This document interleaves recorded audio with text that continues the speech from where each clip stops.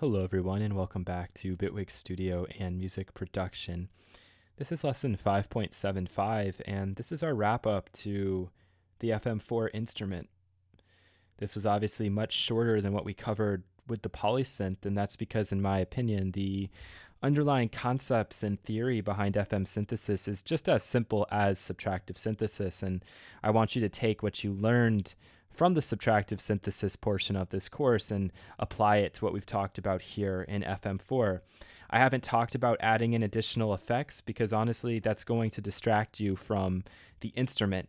You're always welcome to add in additional effects here and to sculpt and shape those as you like, but I really like trying to get as much out of the instrument in itself that I possibly can. So what I hope you guys can get away from this is it's not a bad idea to start from pure scratch and just start building up. And it's also okay to load up a preset and really try to deconstruct it and think about it.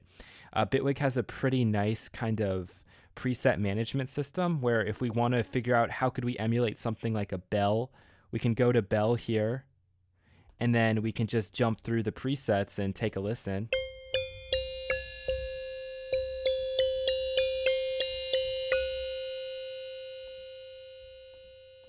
And really start to look at this and see, okay, how is this set up? What's routed to what? Do I have any additional expression controls going on? What kind of algorithm have they tried to evoke? What sort of numbers did they put in here? And you can see this is crazy. We have like a 252, a 160, a 523, and yet still 1 is what the carrier is. And in order to keep this under control, there's a lot of really small numbers in here, but they do have a pretty significant impact. That's what I've been talking about, the nuance of FM. There's a ton of nuance to this, but I think that you're going to be pleasantly surprised with all of the different timbres you can come up with. And as we see, there are no effects being added on. This is just what somebody was able to program inside of the FM-4, and if you're looking for something like strings, this is a good example. They definitely cheated here and stacked up effects. Let's see if we can find one without any effects. Oh, come on, guys.